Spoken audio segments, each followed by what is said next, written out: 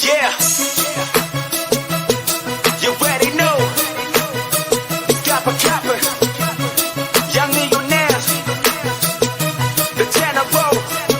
Okay, I wake up every day, I'm feeling good, I'm feeling great. Every day I'm getting paid, man, this life is going great. I just wanna celebrate, I made it in and out of state. $1 million in the case, I got it hidden somewhere safe. I multiply all my millions and really I am extremely wealthy. I distributed my millions with my family. This is just the beginning, I purchased a Lamborghini. Driving around the city, believe me, you haven't seen me. Made it through all the struggle, defeated all of my rivals. I was never entitled, I had to fight for survival. Man, this life is amazing, it's crazy that well we made it. Now I'm living my dreams and I'm burning, just getting started.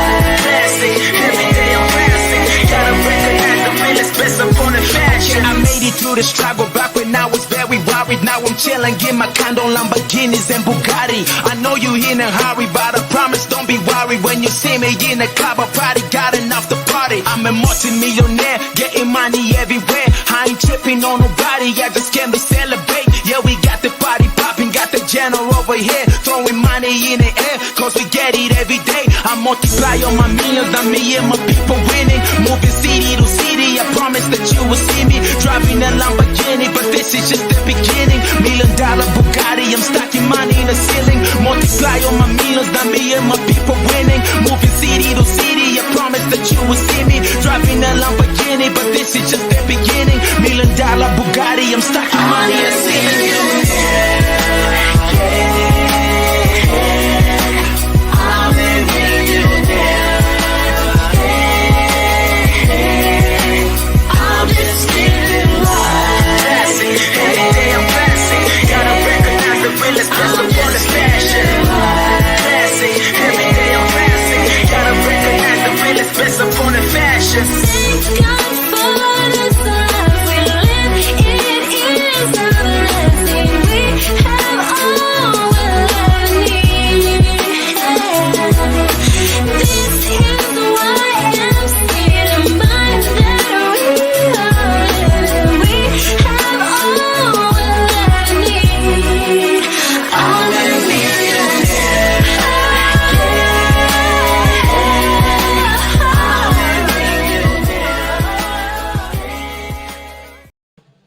Live from the grill, the Truth Podcast. You got John, you got the General, you got Nikki G, and we got two special young guests sitting with us today. You know, I always believe in paying it forward, and so I always get contacted by a lot of young people in my life. But I want to bring these two guys in because I think they kind of stood out. I know a little bit about their background. We're going to bring them in here later in the show to kind of, I want you guys to introduce yourselves really quick. Just a quick 1 minute, 30-second kind of view. Whoever wants to start. Yamil, why don't we go with you? Well, my name is Emil. I'm 20, and I'm one of Jack's mentees. I like it. My name is Eli Baca. I'm 19, and I'm going to New Mexico State University, and just recently I'm also been working with Jack.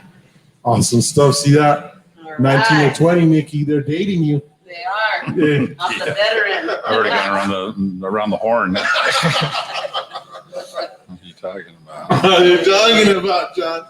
It's okay. It's good. You know what I love is one of the main things is the youth and the elderly are so important to me. So when I see you with the younger generation, it's just like that. It gives me hope for a lot of things. Even when I see my niece, her mindset is brilliant. You know, and so like you working with the youth, it's really cool that you take the time to do that because you're one of the most busiest person I've ever met. So You know, Nikki knows. I I do. get her in like, you know, you got the 65-second meeting, fast. Yeah. Let's get this done on Nikki. I've learned to speed walk. We're all like, I feel like one of those assistants. So I walking fast, so it's really cool. So, John, why don't you tell us what we got? What do we got? What I send you? What's the magic? So the first topic that we're going to talk about today is the value of your time in the marketplace. The second topic is the young millionaire's expectations of living your life sequentially. Okay. So you can talk about the value of time here. Absolutely. So look, you know what's so freaking amazing is the reason I asked you guys today here is today I'm about to give you a breakthrough that's gonna change your entire life. It's literally you be paying $10,000-$15,000 to get this across value in the marketplace. But first, before I start off, I'm gonna start asking you guys a couple of questions, and then I'm gonna dive into this. Right? So I'm gonna start out with you, Eli. Eli, give me a what would you say that what drew you to me and for you to reach out and kind of talk about that and all that and the steps it is and just kind of brief everyone out here in the public listening and pull that mic to you right there, so pull it towards you and then you can just go across. It was a funny story. I was just telling you about an hour ago of how I actually came to contact you, and I was actually eating at El Pinto, and I think I'd come across your Instagram page a few times, and I didn't really know who you were. And then I saw you and you're eating there with one of the owners, and I was like, who is this guy? So I continued to scroll on Instagram, and then I came across your page again. I saw you were friends with Brian Colon, who I knew. So I went ahead and reached out to him, and I just knew you were the guy. Like, you were surrounding yourself with those type of people, and what you're doing was right. So I just knew I had to reach out to you. Awesome. You don't know this about this, but Eli is actually related to one of the also very large technology companies out here named Abba Technologies. So I have a lot of respect for your uncle, right? Yes. Uncle Andrew Baca. So kind of cool stuff. You think about that, right? You can learn from multiple camps. Yamil, I want to ask the same question. Pull that mic towards you so we can hear. I know you know that, but what was the draw? What was the value? Why did you want to reach out to me when you first met me? Kind of tell people about that because nobody knows. Well, it was late in 2015, around when I was in high school, about a freshman in high school. And so there was one day I went to Cars and Coffee first time. I saw one of his cars, actually his Huracan drew me to him. And so there was just one day I was like, oh, this would be cool to meet the owner. Just get to know him, you know what I mean? And at the time I had a lot of hardship and a lot of things going on in my life where it was a negative downfall. And nobody really knows this, but I lost my best friend at 14 he had 3 strokes at once and stuff. And so I keep that very private in my life. And so at that time I had no guidance. Parents didn't really know what to do. I did go through a deep depression and everything. And I did have to go to a certain camp for that type of stuff. And then finally, towards the end of freshman year, I needed help. I asked Jack. I reached out to him. I gave him what was going on. And just how to felt about it and get his opinion on it. And from there, just his guidance just drew me to him and just getting that help. So Yamil, of all the guys, there's a lot of guys that roll up to Cars and Coffee. There's some cool cats and stuff. What made me step different than everyone else? And what was it that you're like, you know what, I'm going to continue reaching to this guy? Or did you reach some multiple guys and they weren't as open? Can you kind of talk to people and kind of give that experience?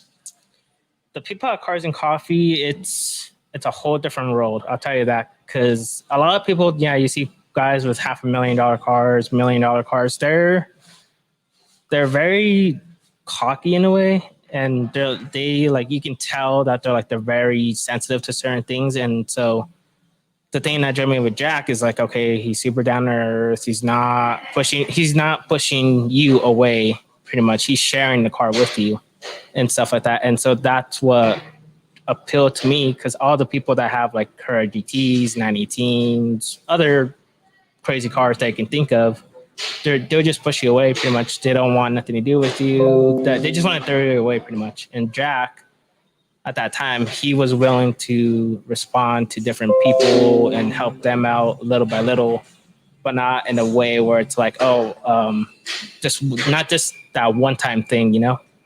I think one of the things is in previous podcasts, I always talked about the experience of me and my cousin working at the burrito shop. I don't think Nikki was on this podcast, and if I want you to remember. I was working at this burrito shop, and it was in Taos, New Mexico. And this guy rolls up in a Mustang, a very special Mustang. I can't remember what it was right now. It was one that changed a lot of different colors. It was a Saline Mustang. There we go. And he pulls up to the burrito shop. I'm working the drive-through window. He's working the back. We run up to this guy. Well, I don't. My cousin gets all excited, so I follow him. I am a big car buff. We walk up to him, right? And this is kind of like an area that's called Montes Chowcart, and it's kind of laid out like Sonic. And I remember we walking to this guy, and we asked him, hey, oh my God, what kind of car? You know, this is a Mustang Saline, and all this goes to my cousin goes through this stuff. And I remember he just dismisses us and says, hey, give me some hot sauce. I always remember that, right? Wow. I remember walking from there. So, you know, my cousin walked away pretty defeated. I don't know if it was my cousin or a guy that was working me, but I'm going to say my cousin for the sake of this story. And I remember walking away, and he was defeated, and I walked away thinking to myself, you know what? One day I'm going to be at this level, and no one's going to ever treat me this way, right? So let's fast forward. You know, at the time I was 16 years old, but let's just fast forward just 7 years forward, right? 7 years forward, I hit major success. I roll up to Taos, New Mexico in a $500,000 Lamborghini. First Lamborghini Murcielago LP 640 ever brought to the state. And I remember I roll up to Montes Chowcart, and this individual pulls up to me in a Beamer, and it's the same guy. And he walks up to me and he says, hey, where are you from? What's going on? You know, we should network. I can get you with the people, the who's who. And he goes through his whole line, right? And I look at him, I said, you know what? I said, I know you are. He's like, well, where do we meet? Do we meet at this bar? I said, no. We met right here in this parking lot almost 7 years ago. The only difference was I went up to see your Mustang Saline, and you told me to go take a hike and go pound sand.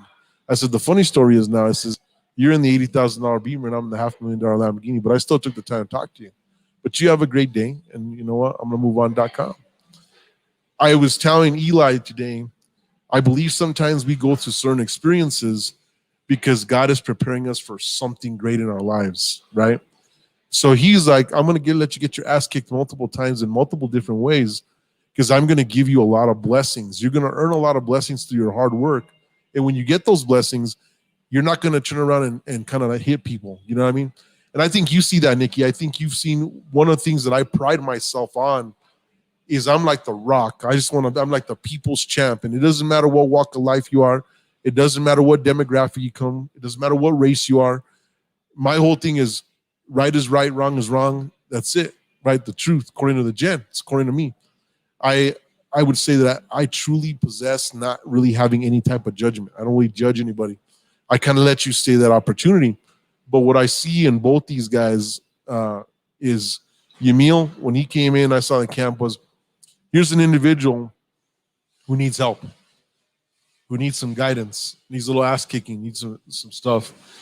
And one of the things that I saw there, regardless if it was the car that brought him to me or not, that was the instance, but there was a bigger picture in the value, right? So this kind of wants to step into this. Same thing with like Eli. You see, he's coming a little different in the sense like he's going to college, he's coming this, he's kind of got more straight, he's got a different background, but they both have a certain value that they can bring, and there's another value that I can add to them. And so this is going to jump into exactly what I want to talk about. So what I have is, what I want to teach you guys that I mastered when I was 16 years old, naturally, internally, in my heart, and I don't know how it was, might have been divine or something. A lot of my, the upbringing of my parents and my grandfather. I want you to think about this. Time equals energy equals value is a resource. The average human, when we talk about a resource, they don't get it. Like, what does that mean? Even like when I put stuff inside of technology. Well, a resource is anything that has value, right? It could be water. It could be gold. It could be your math teacher. It's a resource for you to make you get better or bring you something. So that's why I left the word out, the resource, because I put the value, and I'm going to even bring that more. Money. Time equals energy equals money. I'm going to start with you, Eli. What do you think that means to you?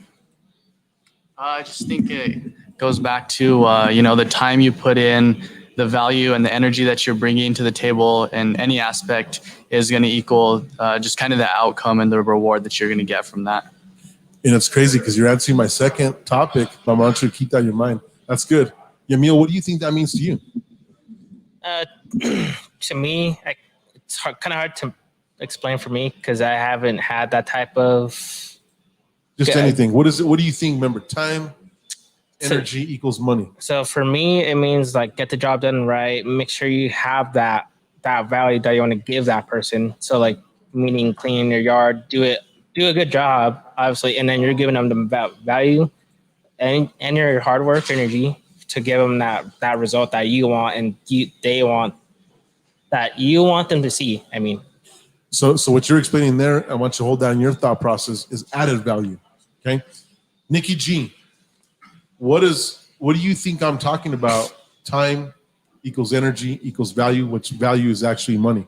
All right. To me, where attention goes, energy flows. So when you put your time to something, you're putting energy to something. And with that, there's always an outcome. So that could be you putting the energy to something that doesn't make money, that wastes your time. It could be watching Netflix series or whatever it might be that you might do.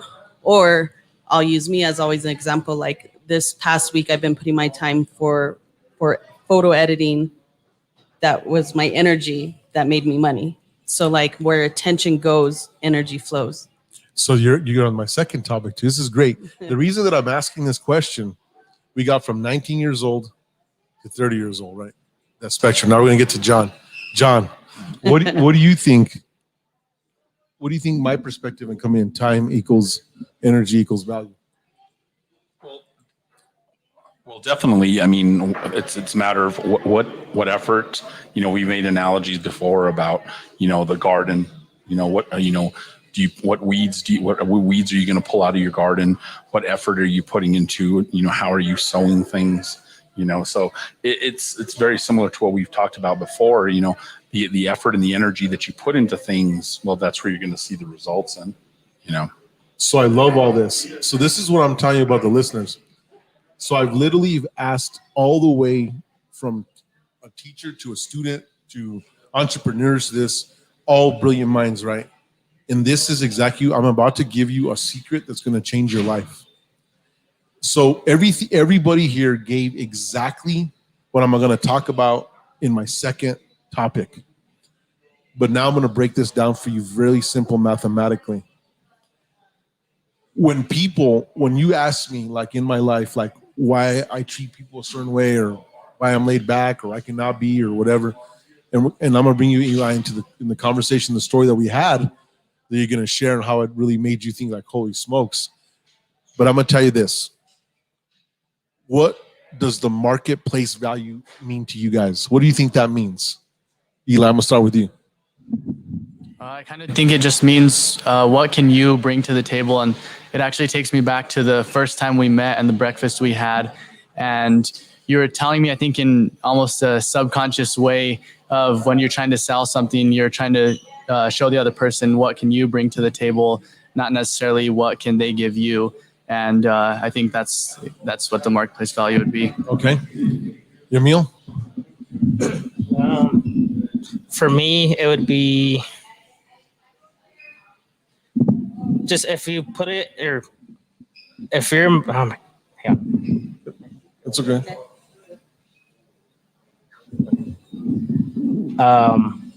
For me, it would be, Okay, it's all right. We're gonna go to Nikki G. Don't worry, don't get it. It's all right, You're baby. good, you're good. Okay, Write it Nikki down. G. Market value. What do you think market value means? So I'm going to go back a step because before we had a great conversation about a couple weeks ago, I didn't really realize what I thought market value meant. So to me, and I'll say how I was, is I was trying to be like an exclusive thing and being very shunned and like very small. And Jack stopped me in my tracks and let me know like what's the market value and what's the industry standards, right? So when I think about me coming to the harmonics team and the YM team, it's like, what are my talents and how can they help spread across seeds? You're close. You're really close. John? Well, from say like even when I teach the factors of production, you have to have land, you have to have labor, and you have to have capital. You know, but I mean, and what a person puts into it, you know, they might be the individual labor, or ideally as a business, you want to get people to work for you so that they provide the labor so that you can do bigger and broader projects, but then you also have to develop the capital, the money, the wealth to be able to fund those things. So, and I see that now, even, there's a hot button discussion of businesses not being able to reopen because they can't find workers. Okay, well, then pay your workers more, and then I'm sure they'll come back. But if you keep paying them scraps, then they're probably not going to want to come back, so. Okay, I'm going to give you a guess. Okay. Who sees that in the you see that? Oh, yeah. Okay. This is what I'm trying to get to. So we're going to go subatomic, right? This is why today's secret is going to make everybody here get to your next level. Okay. You see this $100 bill? The market value of this $100 bill now in 2021 was very different than it was in 1910. This $100 bill can buy you less in today's market than it did in 1910. If I bring these $400 together, it's probably equivalent to the value of 1930, what the $100 bill could buy you. So this is what's getting so important, okay? I want you to understand when you're in a relationship, any type of relationship, right? Everything is built on common interest, and I've talked about this, right? So when someone does something for you or you're there, you got to ask yourself, that act of kindness or what they're doing for me, what is the market value? And so people have told me that I think of everything in mathematical terms, that's why I'm like not really too emotional, right? And it's true, but let's think about this, right? So when I look at people and I'm thinking, man, when we're doing something together, I look at the market value. So Yamil comes, he says, you know what? If the general brings a value to me and he's helping me become a better person and I'm playing part-time psychologist, what would the market value be for a part-time psychologist if you Googled it? Probably about $145 an hour, right? Oh, yeah. Okay. If he came in and said, you know what would it cost me to rent a Lamborghini SV and go for a ride in Albuquerque? What do you think that would cost you?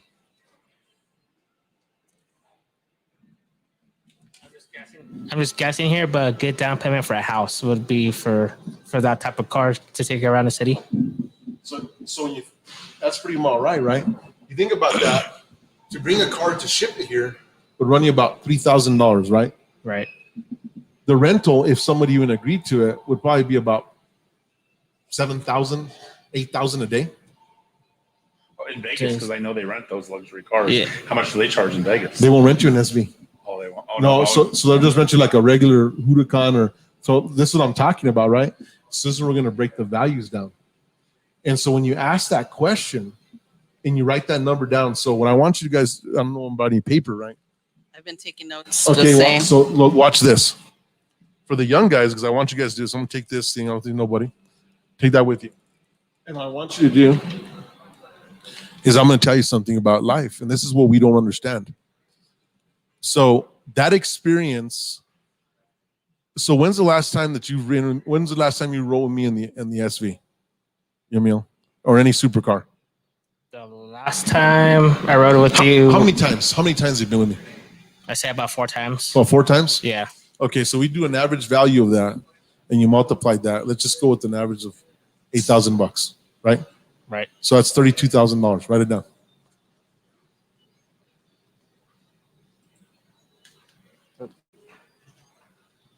Okay. How much times have I spent with you and actually talked with you and worked things through you to like help you get through like your emotional crisis or stuff that's happening in your life? Quite a bit. Like if you had to throw hours at it, what do you think it's been? Probably, I would say probably over 200 hours. About 200 hours, right? About 200 hours. So if we just went with the cheesy rate and I'm going to give you the discount and I called it $100, right? Right. How much have you spent?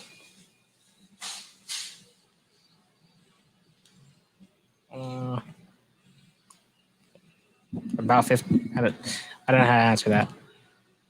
Well, 200 times the figure times 100, right there, you just add 2 zeros to 200. Yep. Okay. So that's $20,000. Put that down.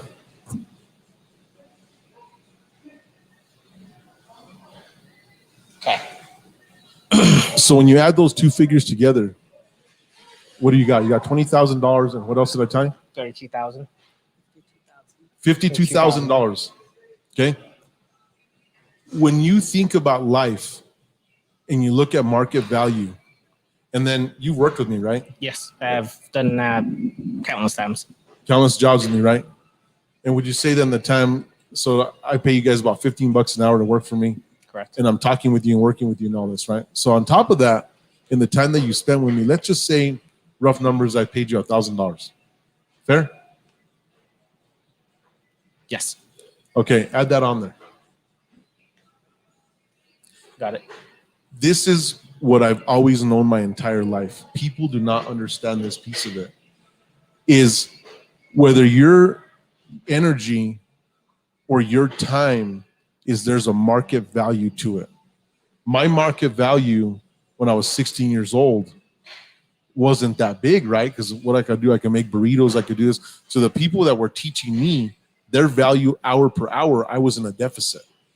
This is why when people are being smartasses with their teachers and they're sitting there thinking they're wasting their time, the teacher has spent so many countless hours to educate themselves and to teach you, and you're being the pain in the ass. That's the part that makes me laugh, right? But I knew this at third grade because I knew when I was in first and second grade, well, first grade, I had a hard time with my ABCs, and one teacher took the time to learn me that I saw in patterns, and then I became a freaking phenomenal student. The rest is behind us. But do you understand about that value? So what I approach everything in my life is understanding that. When someone does something for you and you ask yourself, what's the market value of what they've done for me? And then I either dismiss them or I'm a pain in the ass or just crazy. What do you say to yourself? You don't know the value of time, energy, dollars. So this is what I was telling you, Nikki. So Nikki was using words, and it was like protecting her psyche. And she was saying, I want to be exclusive. And I'm like, exclusive to what? Ants, grasshoppers? I didn't say that, but I was giving her shit. And what she wanted to say was, I'm good at doing this, A, B, and C. And so I don't want to be shooting like weddings because that's not my thing. But I want to do this. And then what was the word that I gave you? I'm testing you here. Market targeted. Target market. Target market. Yeah. I taught her what is going to be your market. It's not about being exclusive. Because when I say exclusive, it's like, what the fuck does that mean? Am I exclusive? You see how you could pick? It's so weird when you word things, but when you break it down, she's like, no, I'm good at this. So what she's saying is, when you hire me and you pay me my 25, 30, 40 bucks an hour, you're going to get that 40 plus more back. Right? Like my father told me, if someone hires you for $10 an hour, you give them $12.50 worth of work. But if you don't know the market value, how can you say what you're giving? Yeah, true. You see what I'm trying to tell you? So my opinion in life, if I sit here and I say, you know what, when we form any type of relationship, there's that common interest. If I would have been at Cars and Coffee and what we had in common, you like the resource I have, and I brought it live to you. So you see the Huracan. It's the first Huracan in Albuquerque. It hasn't even been out anywhere. It's not even in Vegas yet. You're freaked out. But your love for cars and seeing these cars, you're like, holy shit, I'm going to go see what this guy did because I want this car. That was the value, right? And then when you got to talk to me, and you're like, holy smokes, it's just more than the car. Then you were drawn to me. But ultimately, the common interest was the car. Do you understand what I'm saying? Yes. And this is what I'm saying, where a lot of people get themselves all pee-pee hearted and they're like, well, I want people to love me for me or all that. That doesn't make any sense. What's your market value? So at the end of the day, we wouldn't have a scale system. We wouldn't pay doctors a certain amount, lawyers a certain amount, just different pay scales and say we're going to be equals. It's because they put a different time, a different sacrifice. And so in the market value, they're worth this, right? That's, in essence, what I'm trying to teach you guys is when we're talking about the market value. So when you're sitting with somebody, evaluate what is the value that they actually are in the market. What money would they be making Or where could they trade their energy somewhere else to gain something in the market value? So when you know that your market cap isn't matched, your stock isn't up at their stock, you better bring shit to the table. You better bring a lot more to the table than the other individual because your market value is not there with him. And I knew that very early on. Inherently, internally in myself, when I got hired by the Salazar brothers, and I knew immediately, I'm like, okay, this guy's a brilliant server engineer. This guy does Excel and stuff on software I've never understood in my life. He brings more value to my life than I do, but he's paying me to do something for me, but I'm actually going to cap more than what he's paying me.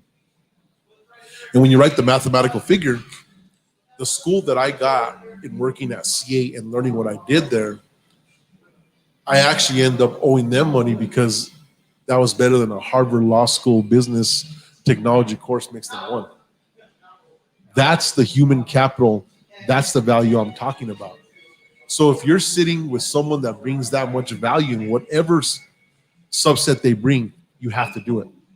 You have to say, what am I bringing to that person in that deal? And that's why I told you at breakfast, Eli, when I sat with you, I said, when you approach something, you approach, what can I do for you, not what you can do for me.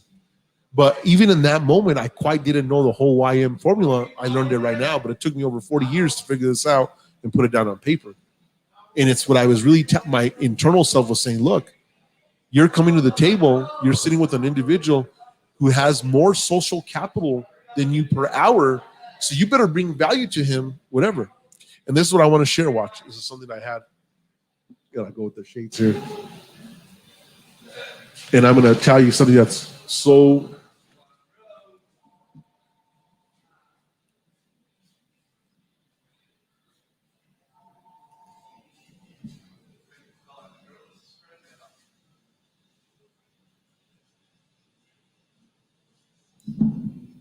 So I was watching one of my favorite shows that I like to watch is Vikings, right? And one of the episodes in Vikings, one of Ragnar's sons lands in supposedly what the New World is, and that's like Canada. And when they're out there, they discovered an indigenous tribe. But what these guys did were, one of their ideas was, let's leave gifts. And so they leave gifts, and then the tribe went, took him, and then they left gifts. Even though that they didn't know, they were totally different languages, we know one thing. If someone gives us a gift, no matter what language they speak, we know. You know, that's what I call about an act of kindness, right? Positive energy. So everyone understands what positive energy and everyone understands what negative energy is. Regardless of what language you speak, if I go and punch you in the face, it's going to be the same. Whether I speak Russian or English or French, it's the same thing. Those are the common things. And so when I thought about that, I said, back in the trade days, in these trade treaties, there was always gifts brought, or they talk about breaking bread. You know, you sit with someone and you share a meal together, or you smoke a cigar, or that. That value right there is something, because you're trying to get to that common interest, right? As young people, this is what was going to give you the edge, is that if you understand the other individual's time, what is their value in the marketplace, you look at that. So when you're sitting there and saying, you know what, the general, I'm going to use me as an example because it's the only quantifiable thing. If I'm sitting there with you and we do an evaluation and said, what does this man generate an hour? Right? And we have to roughly say it's between $5,000 and $8,000 an hour. So if I sit with you for 3 hours and I'm giving you some advice, right? I just give you $24,000 worth of advice or $24,000 worth of time. That's what I'm talking about. And if you guys understand that, you'll treat everything the same way. I was, John, I got excited when you were telling me about all the stuff we're trying to get for the podcast. So what I was doing, Nikki, when she came in the office, I'm looking on YouTube, and I was just kind of screwing around our podcast, and this guy popped up, and there was this clip, and I was like, I got to talk about this. And he made me laugh. And I can't remember the name of the podcast right now, but it's pretty cool. I don't want to rep my competition over here. But he's talking about, he gives advice to young men. And he starts off with, he was an entrepreneur, and he's giving advice on relationships with men in general and being an alpha, and he's going through his whole story. And he shared this story. So he buys this McLaren. He picks up this chick and he throws her in the car and they're going down. And she wanted to, just because she got in the McLaren, she thought they were going to go to this big restaurant. He wanted to take her to like his favorite, I'm going to say burrito shop. And the girl says, "You're cheap." So he takes the McLaren, he lays the hammer down, gets it up to 190 miles an hour. There's a 90-degree turn, turns it. This chick's about to have a heart attack, turns it around, gets back to her house in 2/3 of the time. Then he took time to get there. Gets the car and tells her, "Get the hell out." Pulls the chick out of the car. That story right there to me is that individual in the car. You know, he throws her out and says, "What gives you the audacity to think you can spend my money?" So that car, when that girl got in that car and thought whatever, she in her mind thought that her value, market value, was more than the guy that she was sitting in the car. And in his mind, he was like, "You're rude, and now the playing field's not even, so get the hell out of my car." This is where reality can kick you in the ass. If you're sitting there with someone who's already a proven entity, and you're a young guy and you're a know-it-all, and you're asking the questions but then giving the answers, that guy's going to say, "You know what? You must be a know-it-all. Get out of my face," right? Those are the examples that I'm trying to give to you guys sitting in the audience now. So after me giving you this now, I'm going to go around. Now I want you to tell me what you think market value is, even though I've told you, but how does it apply to your life? I'm going to start off with you, Eli. I still kind of would value it the same as what you're bringing to the table for others, and just generally what that's worth, whether it be a certain trade that you're doing or whatever task it is, and just what that's worth to others, and including and understanding the value that how long it's taken you to learn that, and just past experiences with that. And how would you research that? What would you do? I would just think about the different experiences they've had, different companies, maybe someone's worked for, different education, different people that somebody's worked with. But I bet you never thought of going to Google and saying average salary of a CEO of a Fortune 1000 tech company. Do that, John. Let's see what comes up with that.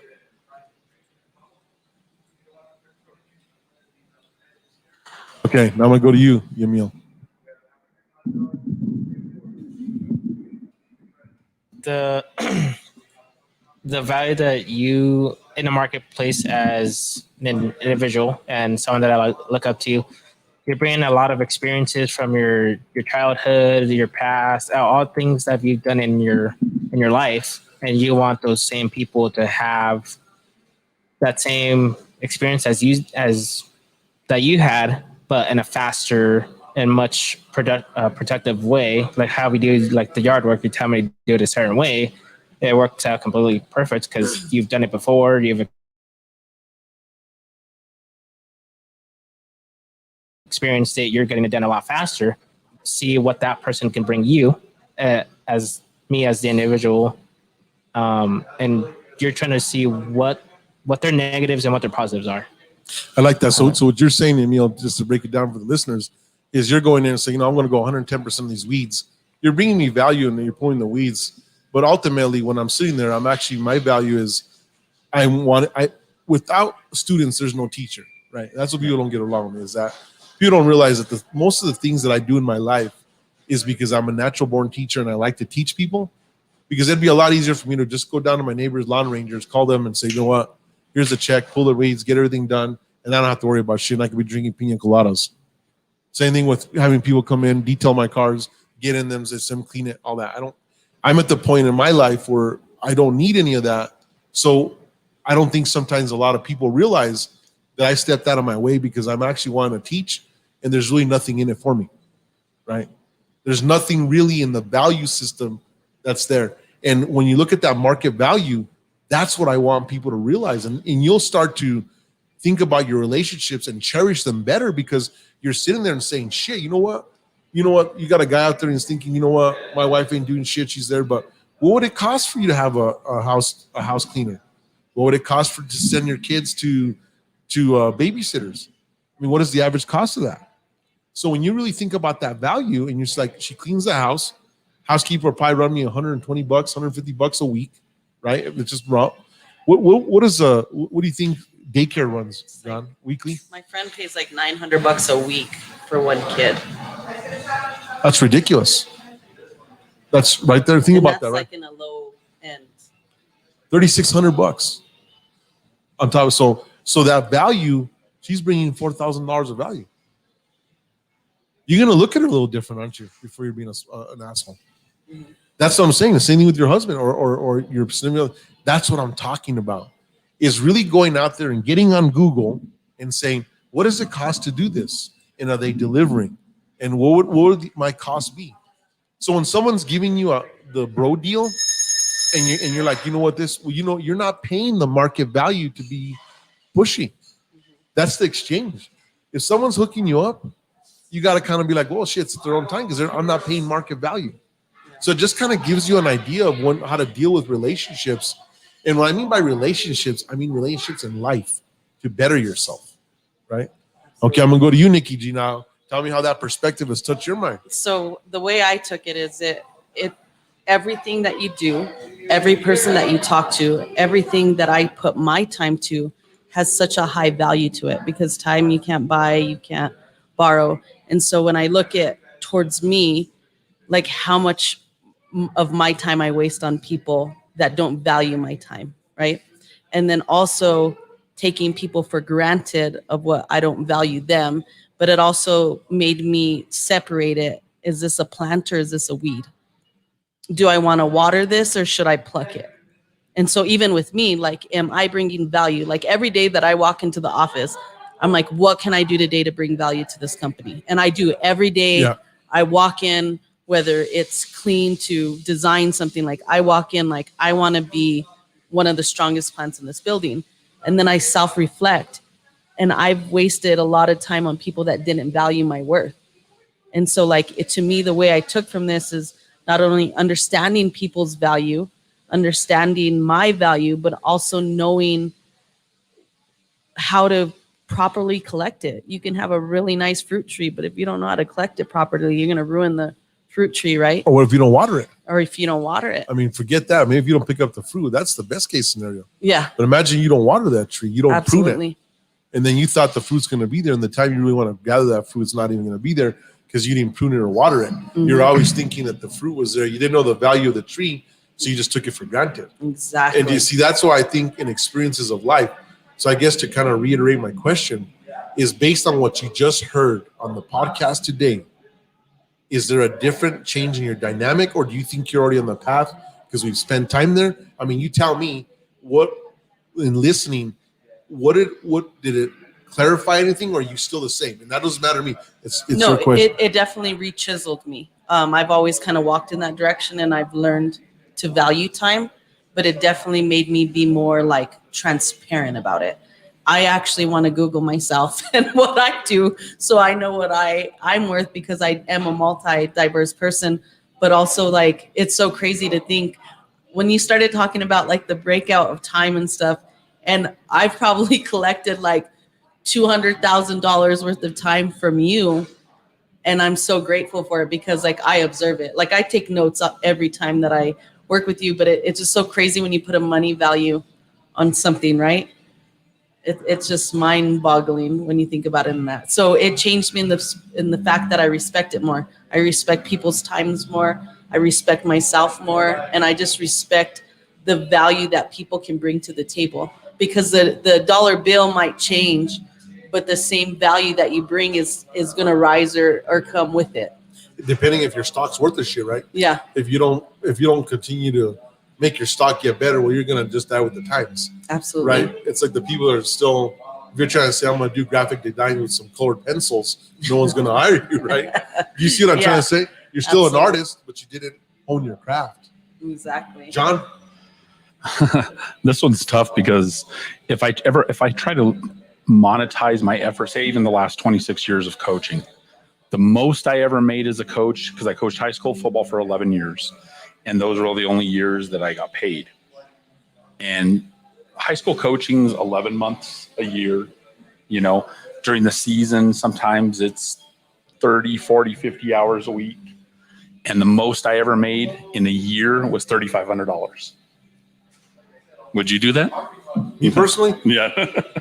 No. So let me. It's crazy, John. So instead of coaching football, I do a lot of intern Oh, stuff. but that's not the point. But I wouldn't do it. No. Yeah. Knowingly. So this is what you're saying. This is what I'm saying.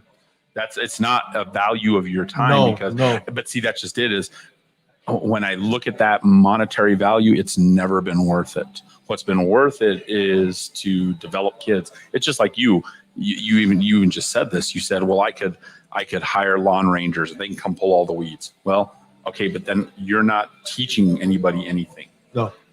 And that's how I've always looked at football. So today I said we had to go at 4:00 because I'm going to go and volunteer my time with the YAFL program because we went to their first game and they really struggled.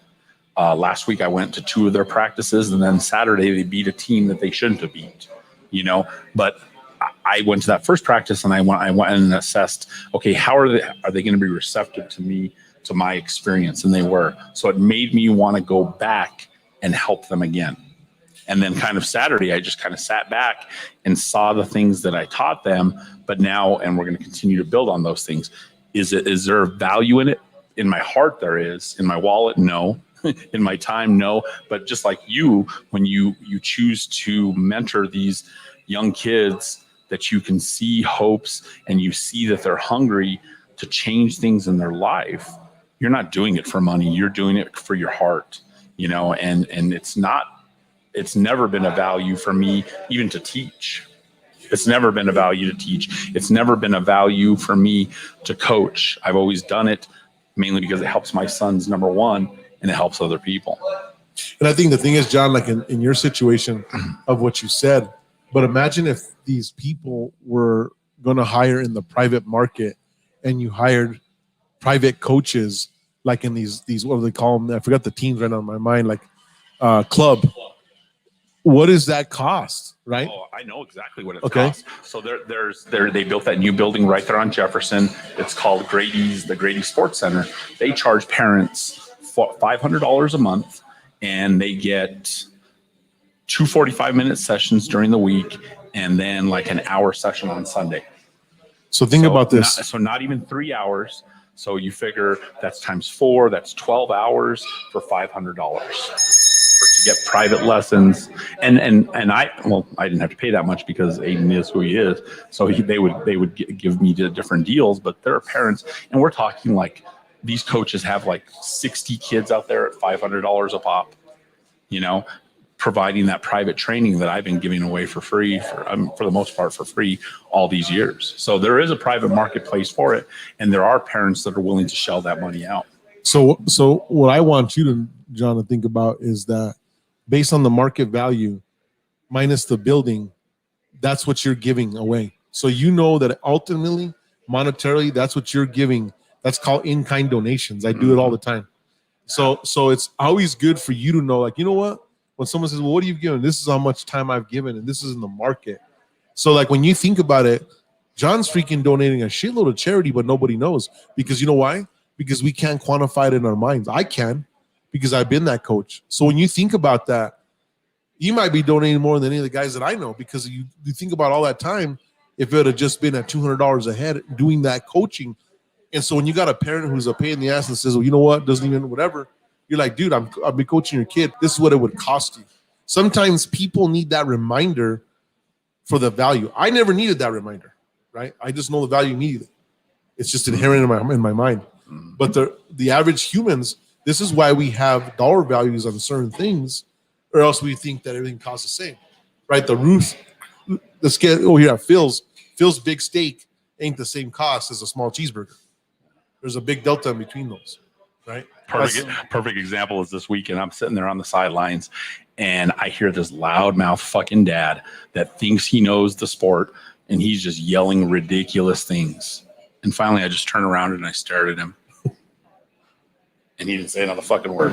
Because I was out there all week with his kid. I didn't see him fucking once but on Saturday to raise his mouth. you know. And in my years of coaching, I've been very fortunate because for the most part, I always tell the parents, hey, fuck, if you know more than me, come on, let's get on the chalkboard and you can teach me something. But most of them can't, Right. you know. So they, for the most part, aren't lippy with that. But I went there on that Saturday and I was like, I didn't have to tell him to shut the fuck up, but I did with my eyes, and he did, just because I knew he didn't know shit, you know. But and he doesn't put in the effort. It's just like I've sat in the stands before and I've had kids badmouth my kids and they're like, oh, throw the ball and do this. And I'm like, who the fuck are you? You know, oh, I'm this kid's dad. Oh, you mean the kid that I drove to Las Vegas, New Mexico and fed him all day and had a canopy for him and made sure he had water. And it was during a work day that I took time off of work. Where were you? Then shut the fuck up. Exactly. Market value. You know? But you see, it's a different value when you can hit somebody with that card and show the market value. Oh yeah. And then you're like, holy shit, can I afford to be a jackass? Do you see what I'm trying to say? But most people don't have that. Well, I think a lot of people do have that humility. That's why they're the ones that keep their mouth shut and realize, you know what? Oh, I'm not putting in this effort. But then it's the worst that are the loudmouths that are never around, that never volunteer and never do anything. Those are the ones that I won't hesitate to tell something to them. That's how, when my youngest son was about to be a quarterback, I told the head coach, you have to have me in the booth because I cannot sit in the stands because I'm going to be in jail every weekend because I'm going to be punching fucking dumb parents, you know? So Yeah. just because, you know, you have to find my value and put it somewhere else, because I cannot be just around people that drop their kids off and don't do shit. But look how much value you've given to the students. Yeah. And I talk from a student that got impacted a lot. I'm super grateful growing up in sports that I had my actual coach, the sports coach, and I always had an extra coach. Whether it was one of my friend Dana Bustos' dad, he coached me in basketball. So after practice, I had extra stuff. My grandpa, he still holds, I think, a state record in Santa Fe for hitting a baseball over, 2 fields in a parking lot. So after I'd go to his house, he'd show me how to pitch. But I was the only female in the baseball league for 4 years, and I pitched in state. And it's like people like that is like I have so much love and value for you, even though that the government doesn't pay you. Because if it was up to me, I feel like teachers should be way up there with doctors. Because there's a really good. I wish I could real quick find a video, and it's just like a heart surgeon can fix a heart, but a teacher can light a heart on fire. It's two spectrums. So to me, teachers are way underpaid. And I know a lot of parents, after COVID hit, they appreciate their teachers a lot more. A lot more. I just have to say that as a student, like maybe they don't pay you enough, but the value that and the impact that you bring to lives are like, we'll remember forever. I remember moments from a child from elementary school of these teachers that just like changed my life, so I don't ever want you to like feel unvalued. If I was the government, I'd pay you a lot more money, but I don't got that money. I hope that kind of ties into, because it's just from a different perspective, because your world is more business driven, and then you want these mentors, and you guys probably see the cars and you say, you know what, that's the type of lifestyle I want, right? So, and that's good, and he'll help you with a path towards that. And he's teaching you the value of hard work and being detailed and focusing on the little things, because someday if you want to be successful in business, you're gonna have to do those type of things. Just in life in general, John. What it is, and I think that ultimately, like, this is why I love being on the podcast with John. And I think it's kind of crazy because we both have that same mentality, but we're still bringing market value, regardless of what anyone says, regardless of what the outcome is. It's just I'm better at collecting the market value. Yeah, that's the only difference. Yeah, right. Is I'm collecting the market value, and then I do my in-kind, like I say. But ultimately, let me tell you something. So I wrote 2 quotes. These are the Jen's quotes. This shit's you can't find it nowhere. And I wrote quote number 1, and I want to tell you this: my love is free, but without an equal exchange of energy, I take cash. Quote number 1: I mind my own business all day, every day, unless I'm being paid to mind yours. Those are my 2 quotes. And this is what I live by. So you know what? That is exactly what I wanted to get out to you guys today. So, we're about to wrap this up. So I want to hear from you guys. What did you think? How was it coming before and after? I see the light bulb. We'll start with you. Now, I think every person I come into contact with or ask for help or anything, I'll be kind of looking at their different experiences they've been through and things like that. And just to tie this back to what we were saying earlier, I started reading a bunch of different books on like, self-help and business, stuff like that. And then I started kind of watching my dad and how he'd interact with people and some of the tactics he would use. And I started to realize those are the same tactics that he had been taught, and he had used these books, this same book. So like all of this advice I'm getting from this books, I could just watch him and really see it in action. Tell us what your dad does, because the crowd doesn't know. So my family was in the car business down in Belen for about over 70 years. And then my dad owns, and my mom, of course, they own a Long John Silver's A&W and a Phillips 66, and then the convenience store. And then he's also the CEO of a company that they manage large developments of land. So how awesome is that, right? You're off to a good start. But that's what I think a lot of young people struggle with, that they don't listen to wisdom. Yeah. It's more, and it may become, it's almost that toddler mentality. I do it. Oh, well, don't touch that. That's hot. It's going to burn your hand. But you burn your hand and you do, and then you learn from your experiences rather than listening to wisdom, And I think that's just part of brain development, but also people can mature sooner and value elders with experience, elders' wisdom. And then they say, you know what, maybe I am going to do it this way rather than learning the hard way and beating my head against a wall. One of my famous lines is, it's not even mine, but it's biblical. Wise is a man who learns from someone else's mistakes. I learned that so early on, 15, 16. I wasn't that guy, John. I never wanted to touch the stove. Mm-hmm. If I saw your dumb ass touch the stove and burn yourself, that was enough for me.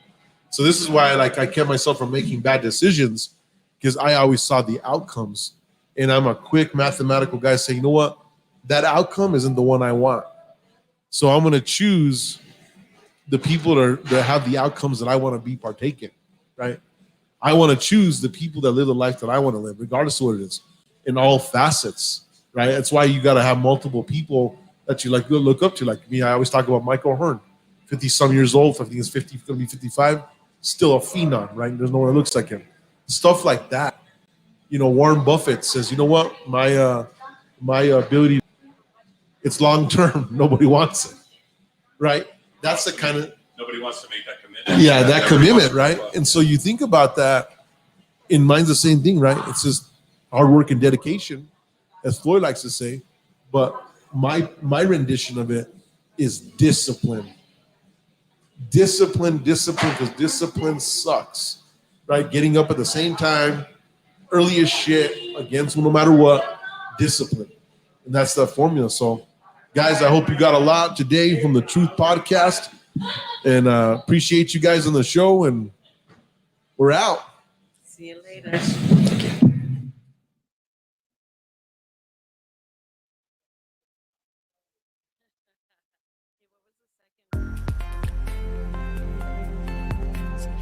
Harmonix Technologies, your New Mexico business IT solution. With incredible products that will fit your needs both big and small, and unmatched service, it's your vision delivered. Learn how we can help your business roar into action today. Harmonix Technologies, your New Mexico business IT solution.